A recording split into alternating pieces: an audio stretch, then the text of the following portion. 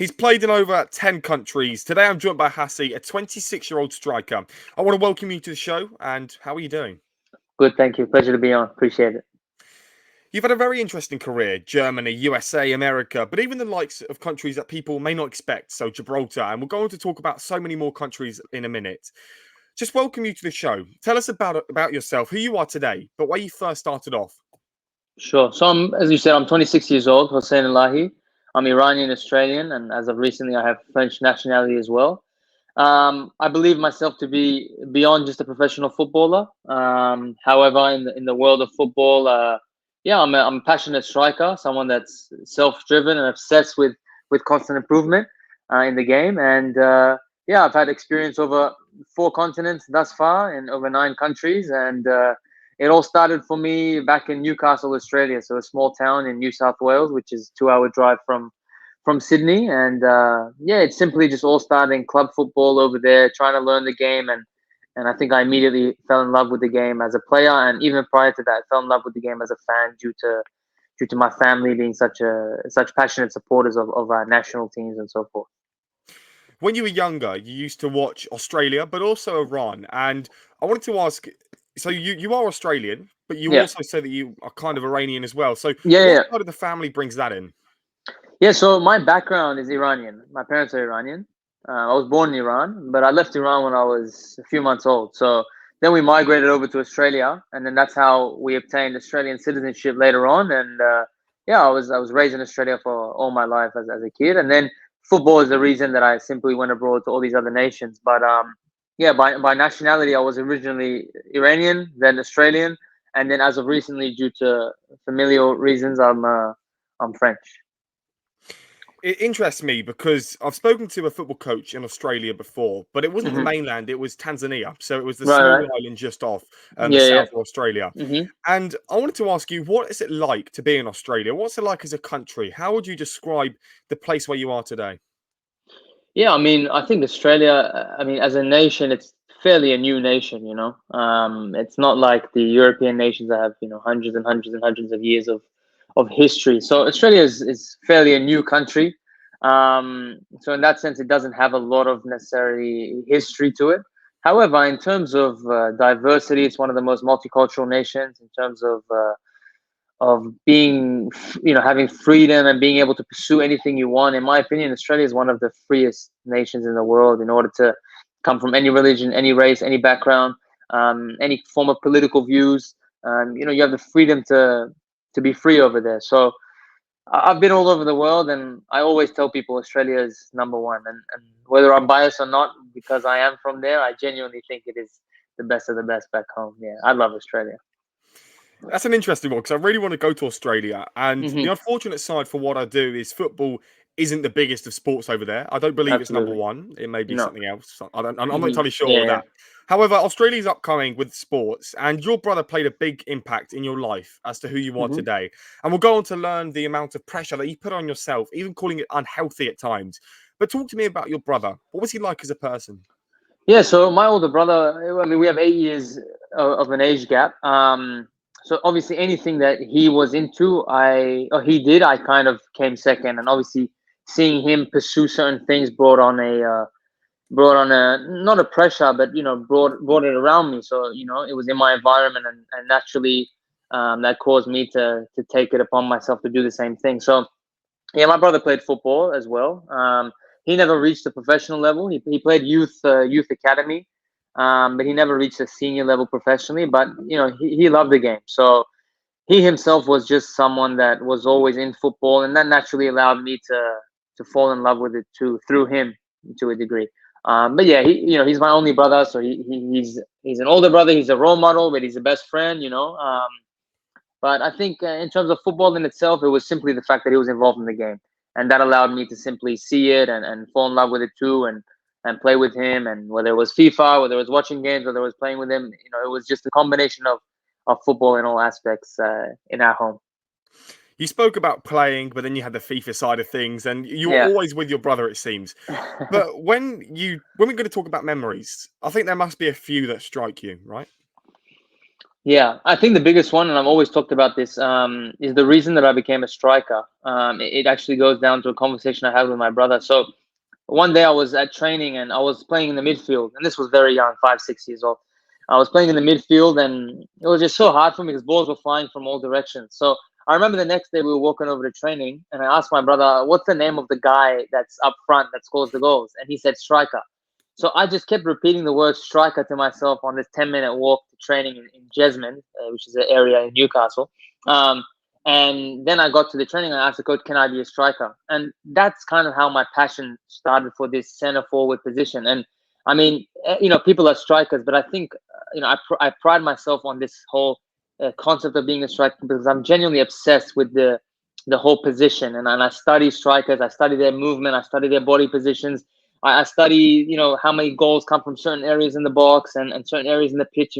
So for me, I'm very, in a positive way, I'm obsessed with this position and this concept of the center forward. And it all goes back to this day of me simply asking, what's the person that scores goals up front? Being a striker is a position that I play as well, and I really Hmm. enjoy the feeling of scoring the goals. However, if you're going to filter out, so if a football club's looking at you and they want to filter out certain players, surely they'd go for the players who can play striker, left wing, right wing, and even centre mid. So Yeah. does that not play a bit of a downside in your profile, or do you think you're just too good up front? Yeah, I think there's two things. So I'm a believer that if you do 10 things, you're not going to be perfect at all 10 of them because naturally you have X amount of energy, X amount of knowledge, X amount of time. So you're not able to spend all on all 10 of those, right?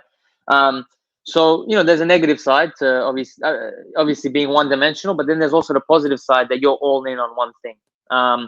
So for me, I'm versatile in the sense where I can play on the wing. But what I always like to say is if I have a bag, I have a backpack and I'm going hunting and I have a gun in there, I have a knife, I have a bow and arrow, I have a sword.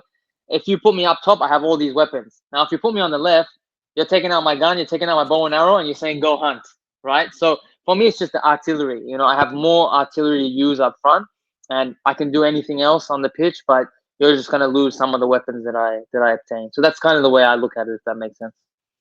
What's your best attributes as a striker? Probably apart from shooting, but are you fast? Are you strong? Yeah, my speed and my movement. I pride myself on my movement a lot.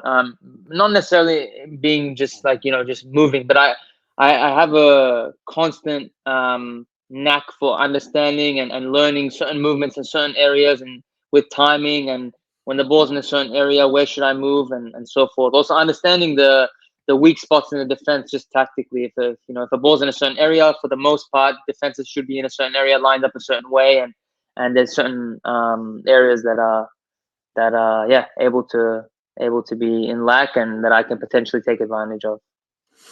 At the age of 5, when you were playing for this, club team local to you, that must have taught you quite a lot to the person that you were today, because the basic things you have to learn to be able to master the harder things. And what was that? What were those things that really taught you to what you do today? Yeah, I think Australia, I mean, at that time especially, we were so behind in terms of youth development. And this is the biggest thing I realized when I transitioned over to Europe later on in my life is I saw 14-year-olds, 13-year-olds that knew things that I didn't learn until 16, 17, and I obtained that information on my own. It wasn't taught to me by where I was at in the young age, and that's not necessarily because of Australia. It could just be the level that I played at in Australia. However, where I was from, the town that I was in, it was the highest level I could play. So in my defense, it was all I could. It was the maximum amount of information I could obtain given the circumstances I was in. Um, but I think the biggest thing that goes back to Australia is just the love of the game, and I think that's one factor that stayed with me today is that I'm still able to love the game for what it is. And in Australia, when I was that young, I wasn't learning tactics or certain techniques and certain things that I need to do in terms of IQ and awareness, but I was just said play. I was just given a ball, I was given a pitch, and I was given the opportunity to play. And yeah, the love of the game, which I think is something, an attribute that we don't look at, because you cannot measure the love for the game. But for me, it's the most important because when things get tough, if you don't love something, you're going to put it aside. I think for Australia, when you say that they were far behind, I think it's because geographically they are quite far away from everything else in the world. So Absolutely. you've got the Asian Champions League, so you can still qualify for that, I believe, Yeah, right? yeah, yeah. So Well, I mean, yeah, originally it was Oceania, and then Australia wanted more competition, so they put themselves into AFC, and yeah, now they're in the Asian Confederation for the tournaments and so forth. Yeah. And that's what's difficult because the funding can only come from within Australia. Because you're Hmm. going to want to try and travel to Australia from Japan. That's going to cost a lot of money. And Japan, Absolutely. Philippines, they're quite close to where Hmm. Australia is. Hmm. When you went later and you grew older, at the age of 14, you faced some harsh rejection. I want you to talk about the time just before that when you were expecting to get the move that didn't quite happen. Yeah. So, I mean, up until that point, I was obviously I wanted to play the highest level possible, and yeah, just at 14, I went on a trial. I thought I had done well during that trial, and following the trial, I just went to have a word with the coach, and he simply just told me, "I don't think you're good," and walked away. I put my hand out to shake his hand, and he walked away. And yeah, I just remember like after that, I was just I was devastated, you know. But then following that evening where I faced that rejection, I don't know. I still to this day don't still to this day I don't know what happened, but something just clicked in my mind. And I woke up the next morning at 5 a.m. and I just went on a run. And I did that for 2 years. So for 2 years since that rejection, I did that every single day. I woke up at 5 a.m. I went and ran for an hour. It wasn't the best form of training now that I'm more knowledgeable on sports science. I just went on an aerobic run for an hour. Then I come home and I just dribble in my basement.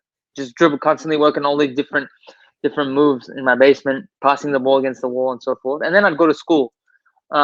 But up until that moment, I was always just training and I wanted to be pro. But I think when that rejection hit, it just caused me to like become much more hungry and lit a fire inside me. And yeah, I mean, at that time it was hard, but thankfully that occurred because maybe if I didn't face that, I wouldn't be here today talking to you about what I've done so far in the game. I often go back to mental health when you talk about rejection because there was a Manchester City academy player that ended his life a few years ago due to the rejection of being kicked out of the Manchester City academy. It was the love of his life, and it is for a lot Hmm. of people. And I want to ask you if you have ever experienced later down the line or in this moment anything that the club could have helped you with, whether it be talk to you why that happened when they didn't shake your hand, they didn't give you the next steps in your life. And for that person who did end up ending his life early, you must just look back at these people and just think they got their whole lives ahead of them. So, Yeah. was there anything for you personally or people around you? Have they ever suffered with things like that? I mean, to be honest, I see it all the time in terms of like mental struggles in football. I have a broad network of people that I know in the game and so many friends all around the world that are involved in the game. And I see the difficulty in terms of the mental side and the mental challenges every single day. I just think one of the issues in football is, or in sports and in the male kind of gender, you could say, is that we're restricted a bit to speak on those things, and I think that itself causes an issue. And then also in sports, I mean, especially at the elite level, they're role models in a way, so they can't be weak. They're superheroes to a degree. They're the modern day superhero, right? So they cannot show weakness. And I think that in itself causes a boundary to allow players to openly share difficulties. But I see it all the time, left and right. For myself, I think I'm fortunate in the sense where I have faith, and I think that drives me through all difficulties. And I have a great support system in my family and friends. But as a footballer, you face difficulties every day, and I always discuss. And I think football and sports in general are one of the only jobs where you're constantly competing every single day with other people. Although you do in every other field, but I think football is one of the only ones where you are judged on your height, your weight, your race, your nationality, your speed, your value that you bring. If you're good, if you're not good enough, that you're able to openly be critiqued on what you do and what you don't do. You can be yelled at, and all these things. I think it's only in sports. In any other work environment, I think, especially in 2023, it's not allowed. Um, and this is not to complain. I'm just saying that like I've accepted this early on, and I just see it for what it is rather than I take it to heart. However, I sympathize and empathize with anyone that goes through difficulties, and it's obviously it hurts me. It hurts me, in my heart to hear when players, go through those difficulties and it causes them to end their life. But at the same time, I can sometimes understand where they come from because it's such a cutthroat business, and people put their whole lives into this, you know. So when it doesn't go their way, it's normal that it just affects them to that negative degree, because it's they put everything into it, you know. What's so good about our sport is the fact that, well, in some sense, is someone like you, for example, you got Hmm. rejected for an Hmm. academy, but Yeah. there's plenty of other people that got in, and they were just as good as you. But you were the one who was maybe the best one there. However, you Right. didn't quite get in, which is an amazing thing in a sense that we do have so much great talent coming through. But for those people like yourself at that moment in time who currently only saw a dead end, it surprises me that someone so talented could just be left. And that's what Yeah. is very, very crazy about the sport. However, how did you prepare for a trial? Because, as you said, for a lot of people, it's their life to train and train and train. So you can't tell me that you didn't work hard for that trial or no one worked hard, because Right. at the end of the day, it's all or nothing going into a trial. I think when I was younger, there was just the visualization of to every detail of what's going to happen, and trying to prepare mentally that, like, if I'm in this situation, I do this. If I receive the ball here, I do this. If I receive the ball here, I used to visualize, if I receive a ball in X place, I'll cut it in and shoot with my left, or I'll shoot with my right, and then visualizing near post, far post, bottom corner, and so forth. But as I've gotten older, to be honest, my preparation is no preparation, in the sense where all my preparation has come already in my training and in my life, that anything that I do prepare in 1 week or 2 week is not even going to become a habit to that degree. So I just go with what I know, what I've done, and I just tell myself I'm here now and I'll be present, and that's all I can control. Versus, yeah, before, as I said in the past, I would try to control every detail. Versus now, I just do what's in my power and control what I can control. So I think that's maturity as well, with just letting go and realizing that some things are not in your hands. You do everything you can, but the result is not in your hands. And that goes back to what you said. Some people are talented and good, and they get rejected. And we see this with the top of the top. We see this with De Bruyne at Chelsea. We see it with Salah at Chelsea. We see it with I don't know, Marco Antonio. The I think it's West Ham or Aston Villa. Excuse me. Yeah, West Ham, He was West Ham. on, yeah, West Ham. He was on trial when he was young, and he was being rejected. So yeah, I think it's just it's perception. Football is perception, you know.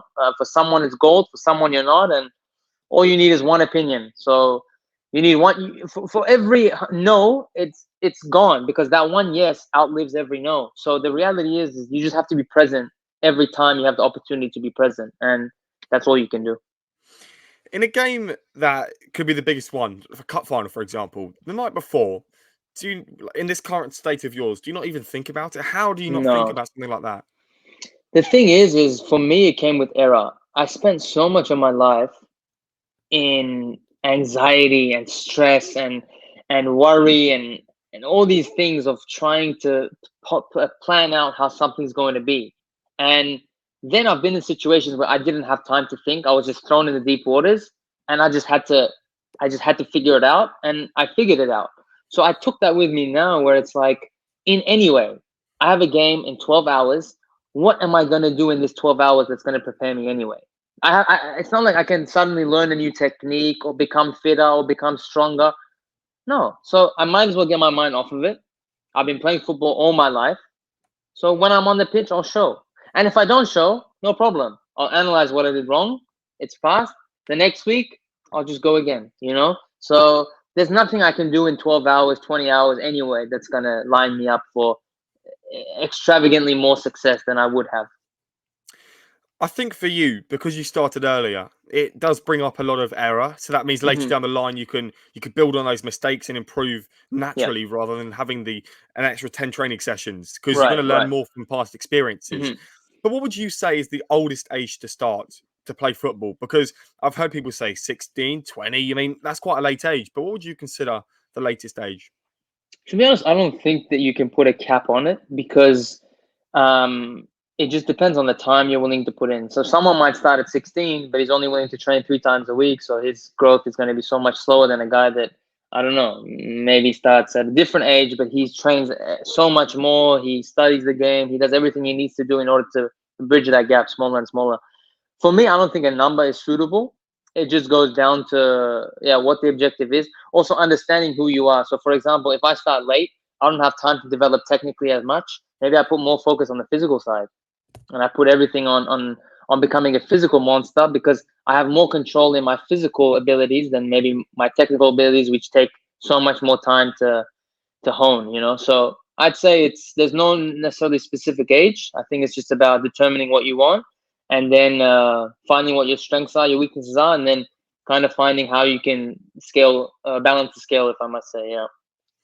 From the ages 10 to 14, over that period, you started to think that you could take it on professionally and you thought that this was going to be the job that you wanted to pursue. And for some people that changes, but for you, it didn't. How Hmm. did you keep this, what you called unhealthy lifestyle, which I completely agree with, because running every day, waking up at 5 a.m. every day, having probably lack of sleep is going to be unhealthy to a limit, to a certain extent. You need to have the rest and you need to have the 100%. breaks. But why did you decide to go against that? I just didn't know, to be honest. And I think that goes back to where I came from in terms of I didn't come from a sporting family or anyone that understood those things, you know. So, and I was also like, I was a stubborn kid as well, where I was like, I'm gonna go pro. Everyone says I'm not gonna go pro. I'm gonna go pro. You know, I used to say this thing to myself all the time, like I'm gonna go pro. I'm gonna make it happen. And I didn't, I didn't see it like as like, I didn't. The possibility of injury wasn't in my head. The concept of overtraining didn't exist to me. You know, it was just like if you want something.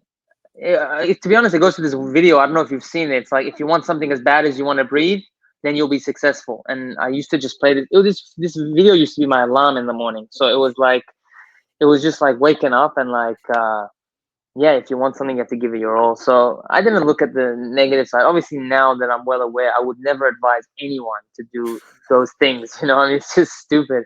It's delusional, you know. But for me, it was, I think, what I needed to light that fire in me. And like, you know, people might see the waking up at 5 a.m., but I think it speaks more to who I became as I stopped watching Netflix. I was just studying matches. I was watching other strikers that fit my similar physical profile and everything, you know, everything, my nutrition, my everything that I mean, I could have been doing it wrong, but I made it a habit to, I flipped the switch to try to take care of everything. So for me, it was training, which was the stupid 8 hours I was doing. Nutrition, I mean, now maybe it wasn't perfect, but I was trying to eat clean, cut out fast food, blah, blah, blah. All these other things. Study, I wasn't watching Netflix.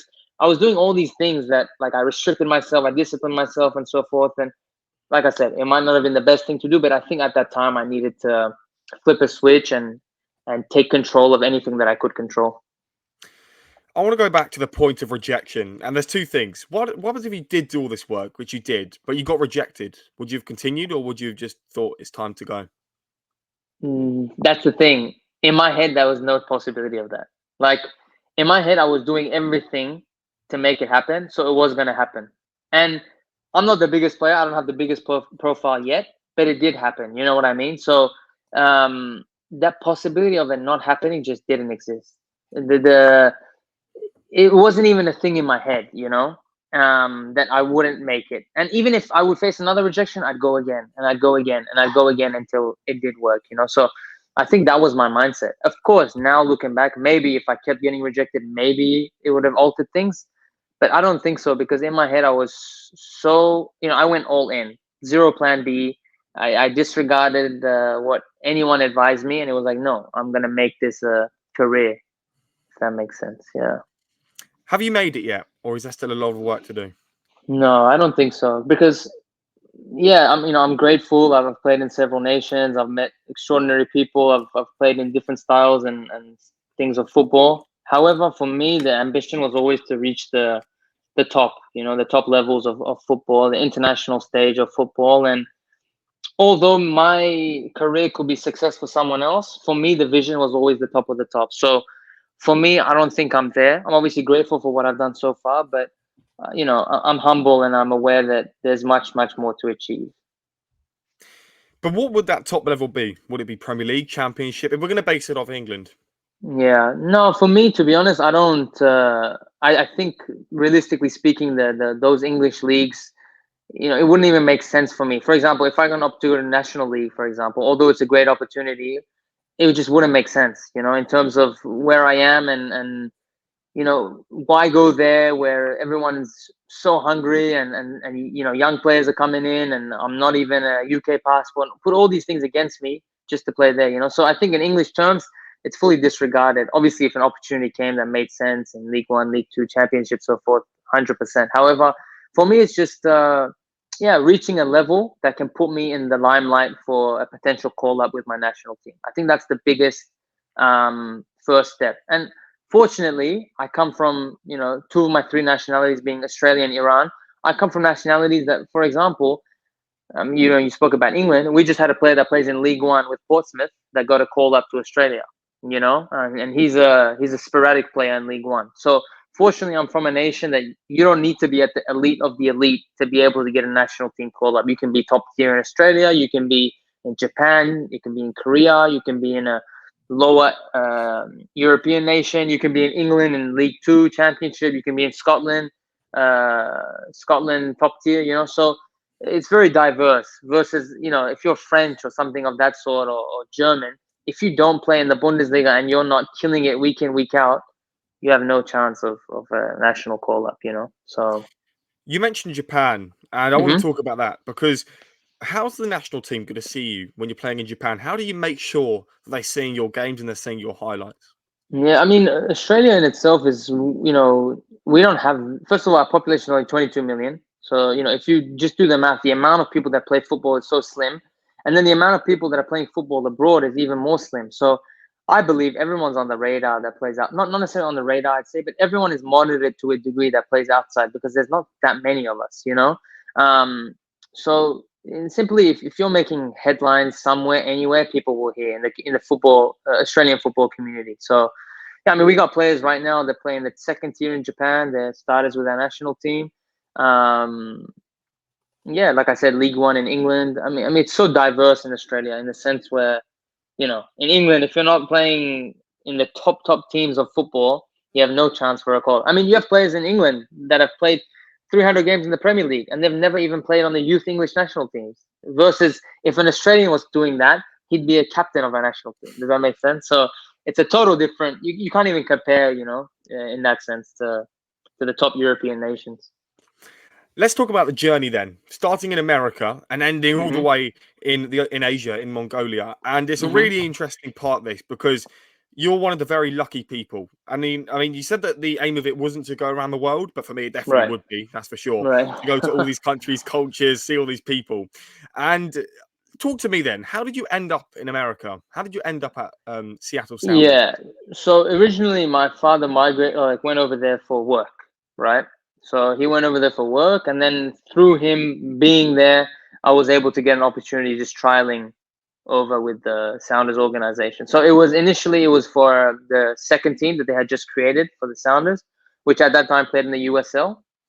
So I trialed with them, and on my second day on trial, I won the first day. They called me back. Second day on trial, the referee of the game, the trial match, was the head coach of the under 18s.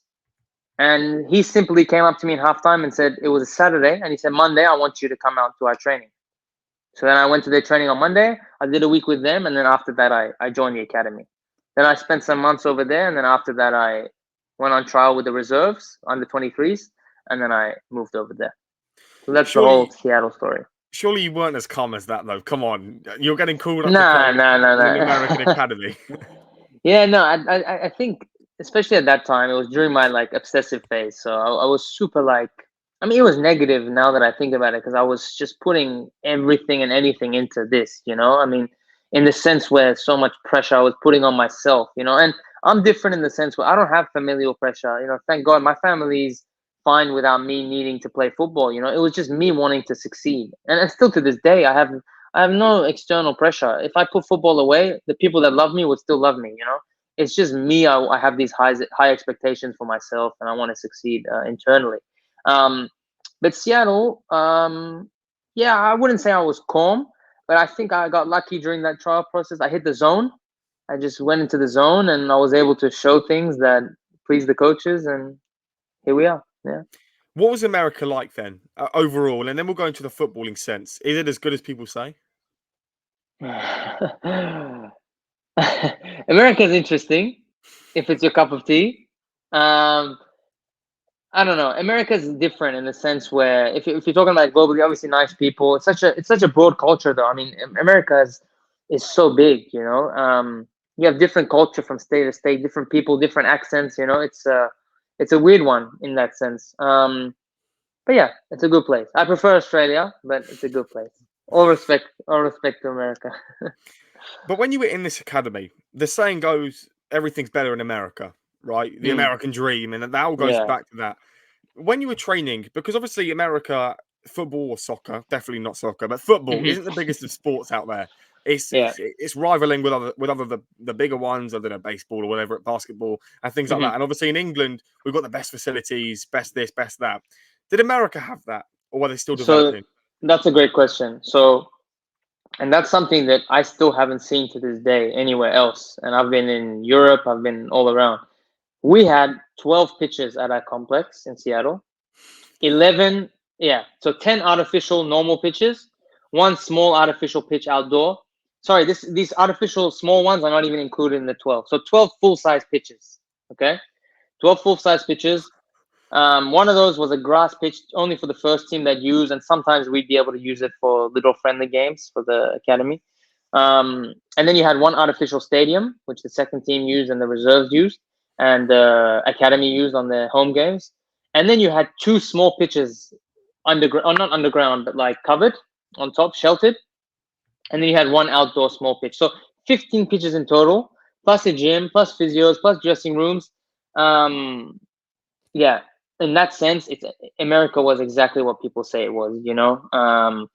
In terms of facilities and resources and all that stuff. And mind you, I was young, 16, 17, 18, and you have access to all these things. And yeah, it was superb in that sense. It was everything that people say it is in terms of facilities and so forth. When you have the access to nutritionists or sports scientists, Hmm. physios, coaches, can you just go up to talk to them and say, I want this, this, and this? Yeah, yeah. I mean, at the beginning, I was timid because it was the first time I was exposed to those things at that time. Just like timid to go and reach out for those things, but yeah, you have full access to those people.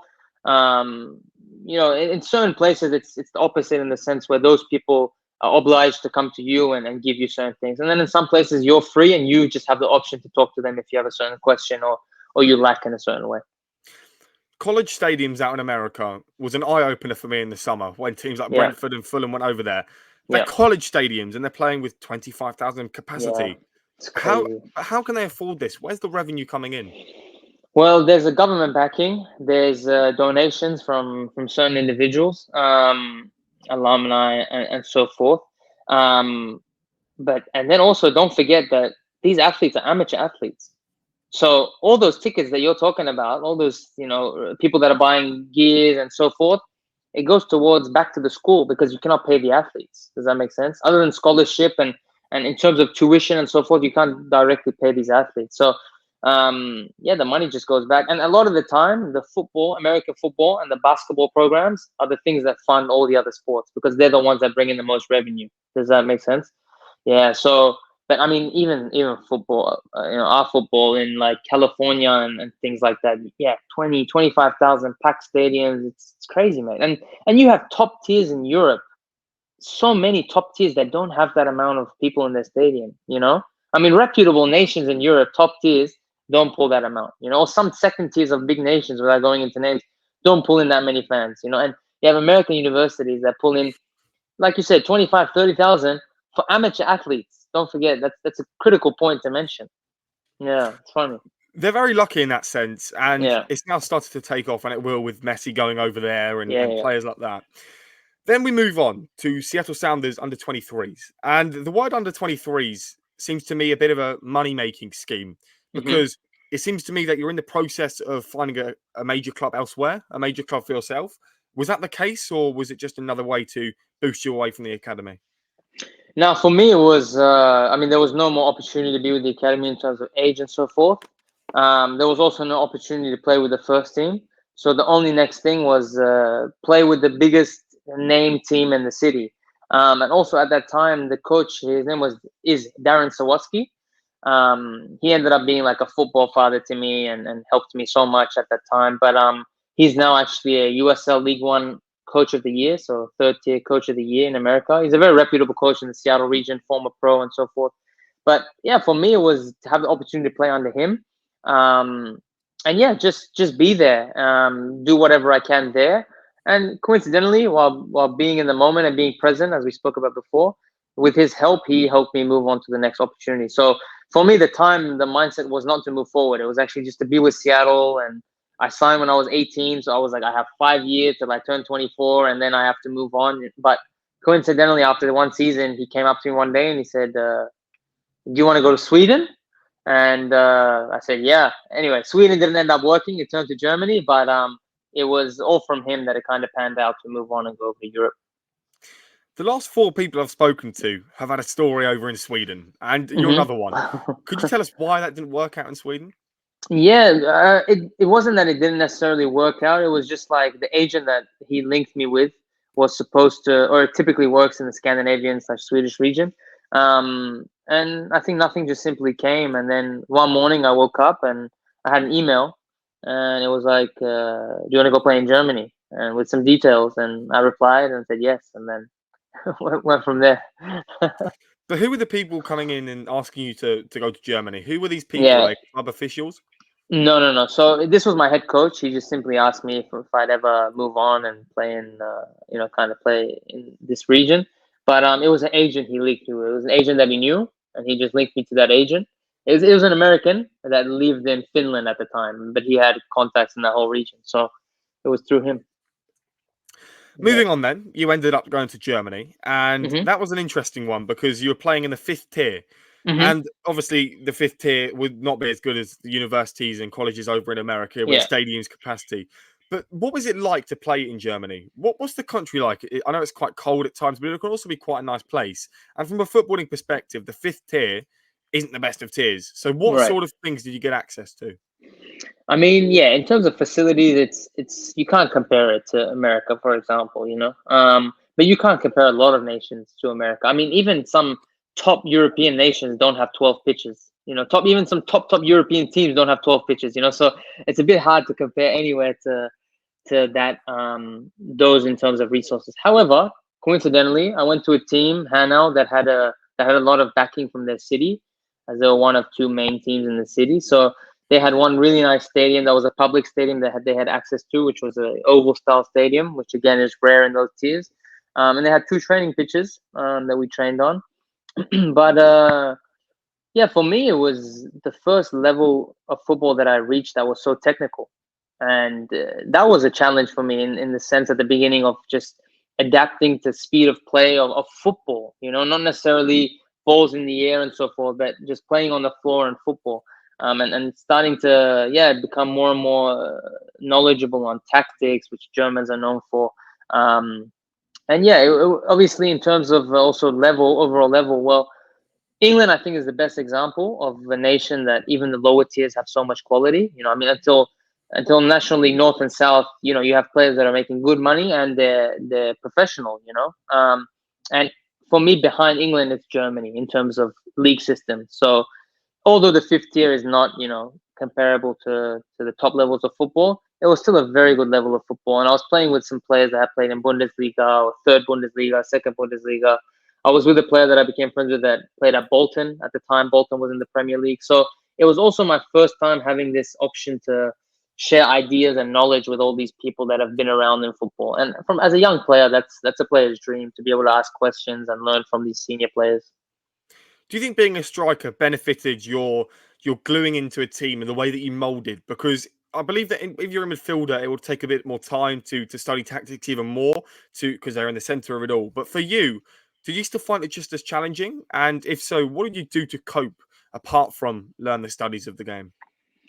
I think being a striker is simple in the sense where if you are able to attain statistics, goals, and assists, that in itself speaks. You know, so I think every time I was in a trial or any sort of form of decision making situation, it was always for me just like try to score, try to shoot, try to get shots on target, try to be vocal, try to be like.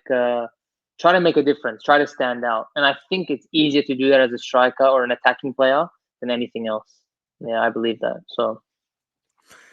So Germany then was an interesting time Mhm, because you must have learned a lot from mhm. the language. I mean, did you learn to speak the language? I did. I'm fluent now in German and French thanks to moving around with football. That must be so difficult, but it also Yeah. benefits you because I've tried to learn German and I know about 4 words, so I definitely couldn't hold a conversation. However, you ended up moving to Asia, which is again a very interesting place to go. I say that because I always mention China when in 2014, I think it was when they invested heaps of money into football. That didn't work out. But I've spoken to people from Malaysia and Vietnam and countries like that where they say that it is growing. The football Mhm. over there is becoming a lot better. Stadiums over in China in itself were just ridiculous in how great that they were. You moved into Indonesia. What was that Mhm. like? How old were you, and what did you I was learn? at Singapore first, and then Singapore. India. Yeah, yeah, yeah. So So, yeah, talk to me Singapore, through that. yeah, Singapore. So actually, one of my good friends from the academy at Seattle, him and his father went on to Singapore. They moved over to Singapore. The father is a former United States international, Thomas Silvas, and his son Diego Silvas. So his father was a U.S. international back in the day, and he moved over to what's it called, to Singapore as an assistant coach. Yeah, so he went over, and his son was playing over there with the first team, which was my best friend, and simply through their help, they brought me over to Singapore. And to be honest, if it wasn't through them, my profile at that time was nowhere strong enough to be able to get a move like that. It was just simply for that, for their help and that connection that they have, and I had to them. But they brought me over. That was also a total different experience. Going from a lower tier in Europe to then a top tier in Asia, in terms of a humid climate where the grass is totally different due to the climate. There was all these factors that it was the first time I was being introduced to them. But it was a great experience. At that time, our team was the best team in Singapore, so they would do the qualifications for the Asian Champions League, and I was playing with 8 of 11 of the international starting 11. So that itself was also a great experience of learning from these senior players. And I was still so young. I was 19, 20, um, and yeah, and just a whole different setup in terms of football and training in the morning and all these different things that I was introduced to for the first time. 2 a days from the team, all these kind of things that was great for me, at that young age. And when you're football obsessed and you're, at that age, it's the best thing you can have. Why did it end in Germany? Was it just the contract expiring? Yeah, contract expired, and also, again, I didn't know, but I thought, okay, I'm in fifth tier.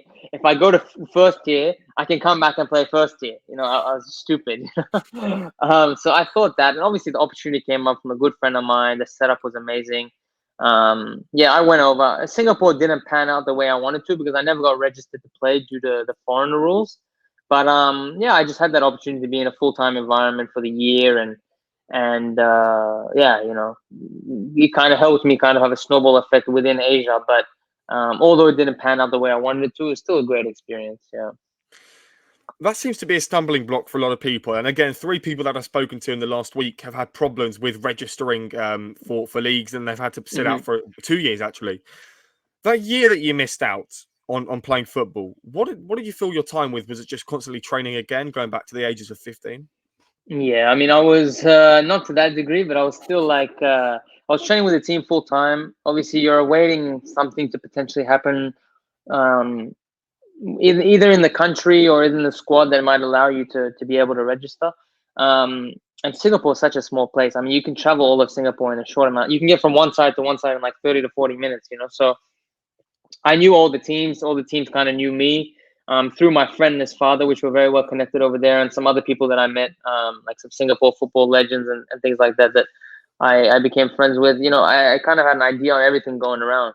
So the idea was if I can't register in my team, Tampines, maybe I'll get the opportunity to go somewhere else at another point. So I went on trial with another team.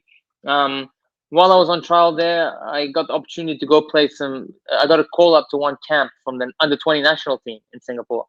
So I played 2 like non-official friendlies with the under 20 national team of Singapore. We were trying to see if maybe I can try to get naturalized over there and get the passport. Obviously, that never came to fruition. And then at the end, I went on trial with another team in Singapore, Balestier Khalsa. I was there for like 3 months, just training, trialing, and then I was bound to sign for the following season when the opportunity for India came up, and then just kind of disregarded the whole Singapore thing, and that's when India came up. But yeah, to answer your question more specifically, it was just training. Yeah, just waiting for an opportunity and training. Yeah. Why was India so appealing to you? Because again, cricket is the main sport over there. Right. So to go over there and play football when it probably wasn't as big as it is now, it's growing by the day, and to Yeah. a country that maybe from Western perspectives may be different to what you're used to. So talk me Yeah. through why India was right for you. So at that time, in this tier, it was I League. It was the top tier, and they had just created this ISL, the Indian Super League, which was just a tournament at that time. It wasn't even an official league, and you were having big players go over there for this showcase tournament. So India had started to have those investments coming in. This was right around the time when India started to make a name in terms of football. So I just wanted to be around that at that time. And an opportunity came as well through a friend and an agent that he referred to me, and yeah, ended up just thinking it's the best move. So I just disregarded the Singapore thing, and at that time I signed it. Even though I didn't stay for that amount of time, I signed a 2-year deal and flew over to India. What's their football like over there? Because on a national scale, on a global scale, they're not the best of national teams. I No. don't think they've ever qualified for the World Cup, and that's something that they Mhm. might want to bring over 1 billion people in the country. Surely they're going to have some footballing talent if they Sure. continue. But is the investment good for the youth over there?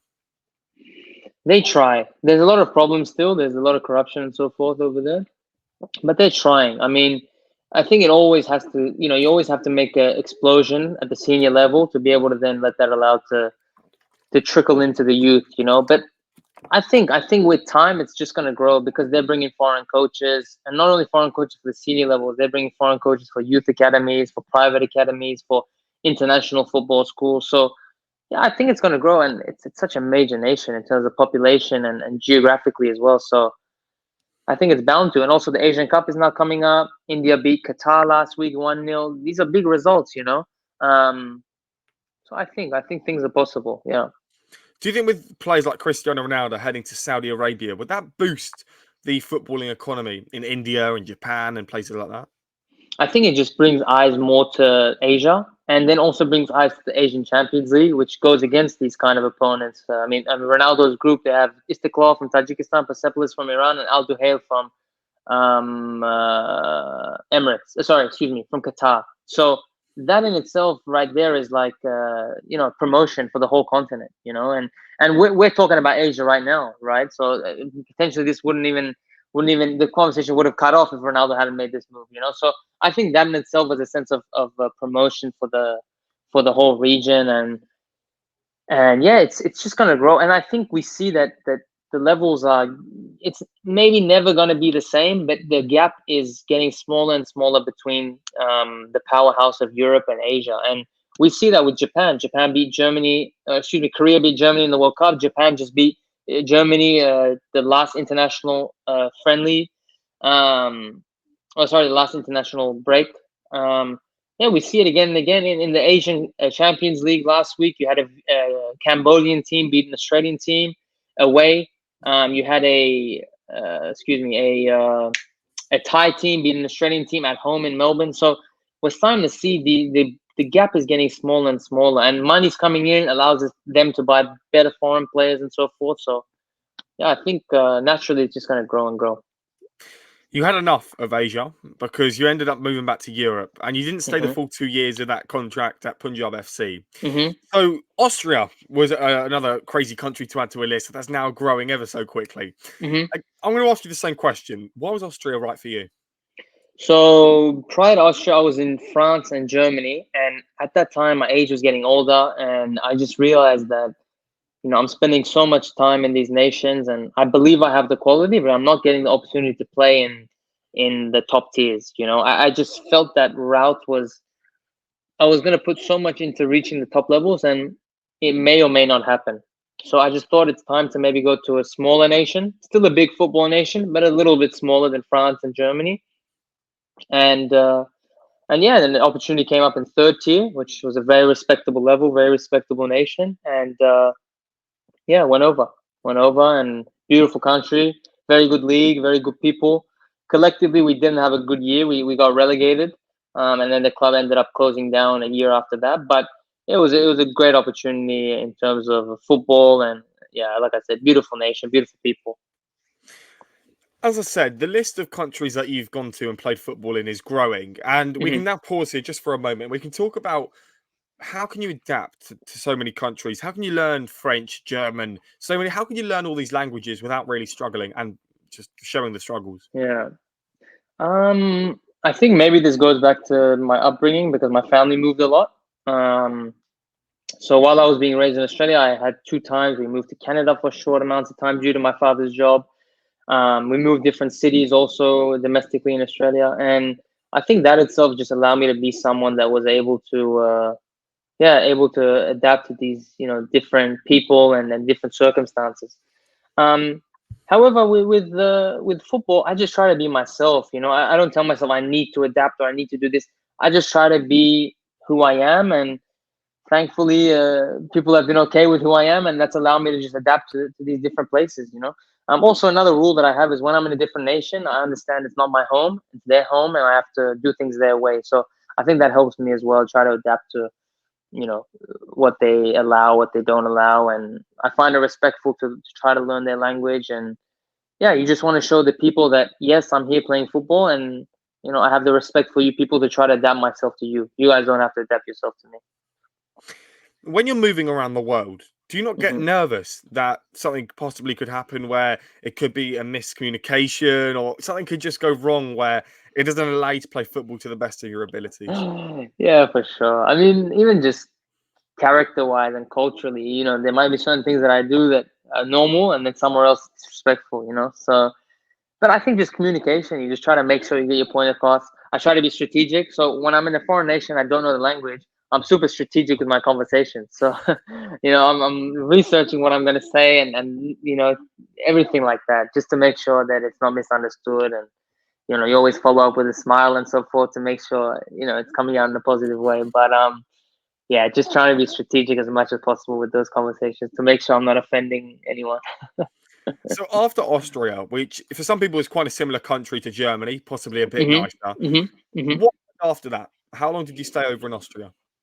So Austria, I was there for 9 months in total, and I had an short off season, and then yeah, I just wanted to be in a top tier in Europe. That was my objective, and ended up going to Gibraltar, which is the United Kingdom, but it's an off territory nation of some sort. Yeah. Isn't Gibraltar the country where they have, I think it's 9 teams playing in one stadium? We had, yeah, not is it nine or no 11 teams in 11. one stadium. Yeah. And so how does that work then? Because how do they find the time? Is it like Monday, two of them will Yeah, play I'll tell you. Tuesday? Yeah. Exactly. So Friday you got match of the night. That sounds interesting to Saturday, me. Saturday you got I think it's Saturday you got two, so that's 6 teams. Yeah. Then Sunday you got two. That's 10 teams, and then one team has a bye every week. Does that make sense? Yeah, yeah, yeah. So yeah, two Friday, four on Saturday, four on Sunday. That's 10 teams. Monday bye. Oh, sorry, and then the one team has a bye. Yeah, and then it goes on, and then next week someone else has a bye. Yeah. I remember watching a YouTuber go over there. It may have been Tholden. I'm not entirely sure he went over there, and he was talking with the fans, and a lot of the fans sort of stayed the same. They're sort of fans of all the teams because Mm. there's one team over there. And but the football, I think they got to the chat. Someone got to you a European playoff qualification, Mhm. Europa League, Mhm. Mhm. Mhm. maybe. Mhm.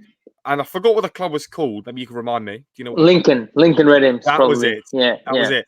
And they've got that far, but obviously you said it was a UK off territory country Yeah. nation, Yeah. Yeah. which it is, and apparently there's quite a lot of I think it was rocks or stones, but that's just a bit of Yeah. context. Yeah. And but what was it like then from a footballing perspective? Because they can focus so much of the time to these 11 teams. Did you all share the same gym, or was it just all? No, so everyone uses different facilities for the most part. Either you have time, so like yeah, like a certain amount of time will be dedicated to, like for example, this pitch will be 6 to 8 for one team, for example, and then 8 to 10 will be for the next team.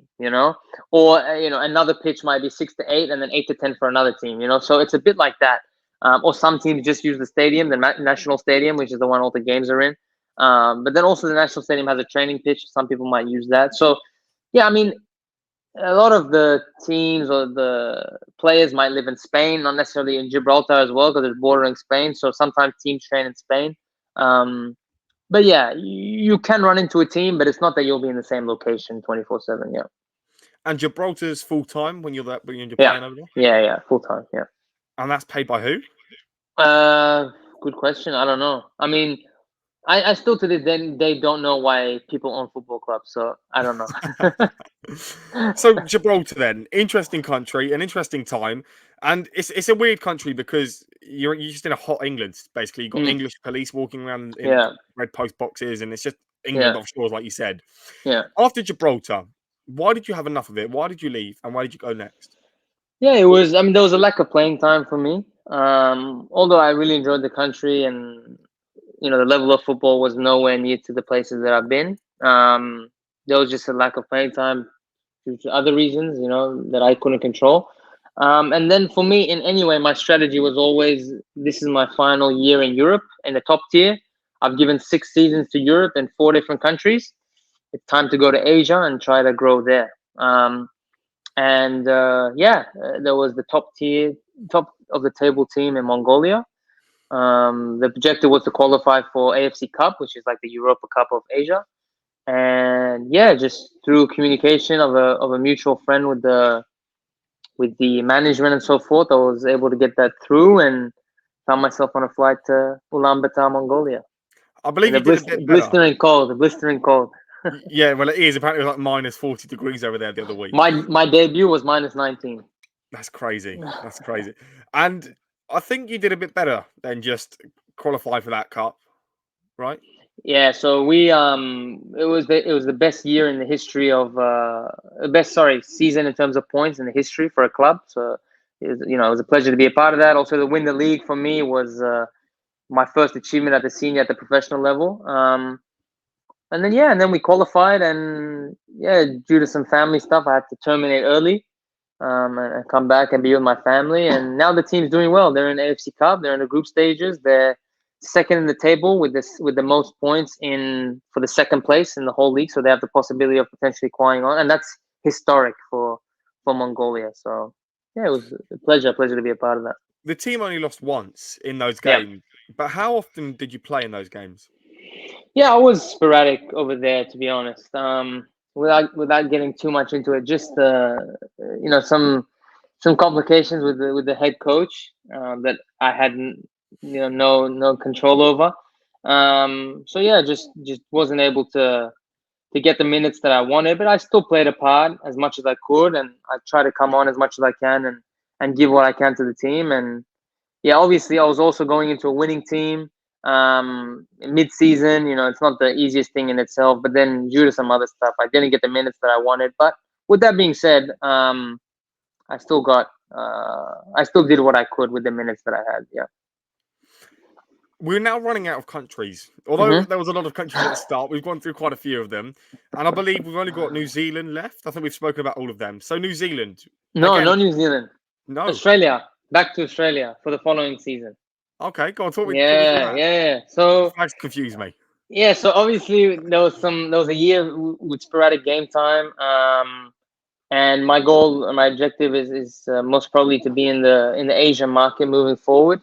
And yeah, I thought the best thing to do is to get a good setup back home in Australia, and yeah, an opportunity came up in the second tier back home, with a good team, with a coach that used to be in the top tier in Australia. He played in League Two League One in England, and then Scottish top tier. So it was a very good coach with a lot of experience, a veteran in the game, and yeah, it was an opportunity for me to go back home and be the main man in the team and get the minutes that I need and be important. Um, and I think the club objective and my objective lined up, and yeah, so that's the next plan from January onwards When back does the home. season end over there? Does that last 6 months? No, so the season just ended about a month and a half, no, 2 months ago. The Australian season is a bit different. So preseason starts in November, unofficial preseason, goes until Christmas break, and this is for the second tier and below. You have a Christmas pause, then it ramps back up January to end of February, and then matches start end of February, beginning of March, and it goes all the way to October. Yeah, so different season. When you line up yourself for the start of the season, what's your objective? How many goals would you like to score? And have you ever hit that milestone before? Has it kept the same? Um, Yeah, you have years you hit it, you have years you don't. I think the biggest thing is just seeing why you didn't hit it, analyze why, and then try to recreate that target without making it less just because of reasons that you didn't control. For me, next season, the biggest thing is to be important to the team, which I believe if I'm in an environment that I'm important, I'm able to show more who I am, especially as a striker. And yeah, I mean, obviously, collectively, number one achievement is to do well. I think they're making a big squad over there, including myself and some other players. So I think we're gonna have a strong team, and I think people aren't aware of that, but I think we're gonna have a very strong team. And then for myself, yeah, always, minimum one goal in 2 games is always a objective, if not a goal every game. Because if I don't score, I go home depressed. If I don't score and help the team, I go home upset. So, yeah, goals, assists, but most importantly, winning and being part of a good squad and being healthy. I think those are the biggest things. And lastly, the club's objective. Do you know what the club's objective is for next season? I mean, for Australia, unfortunately, we don't have promotion from second tier to first. So I think the biggest thing is always just to win the league, do it best as possible, qualify for playoffs because we have a playoff series over there. And yeah, I mean, for me personally, I think playoffs in itself is not the biggest focus. I think it's always just to be on top in terms of the regular season, because to be judged over my eyes than to be judged over 4 playoffs, knockout playoffs, if that makes sense. And the playoffs, if you win the playoffs, you get promoted, right? No promotion, unfortunately. So how So do you get you just promoted win. to the first tier? You don't in Australia. No You don't. way. It's like America. Yeah, America, Canada, Australia, Oh, wow. Gibraltar, your favorite. There's no No. promotion. That's crazy. Well, that actually wraps up everything from me today. I spoke to you before. I did have a heap load of questions, but we managed to Yeah, lead away from that and guide us into loads of countries, speak about your whole footballing career. And at the age of 26, you've still got a long way to go, hopefully into England and to come see you play, so local teams near me. with pleasure. And yeah, I wanted to say thank you very much for coming on. It's been an absolute Pleasure. joy of a ride. No, I appreciate it. Thank you so much. I look forward to seeing your show grow. You have the voice for it. I just realized when we hit. So that's the Cheers. number one quality to be any form of spokesperson. So I wish you all the best, and I appreciate you having me on. Thank you. Cheers. Thank you very much. Appreciate it, Jamie.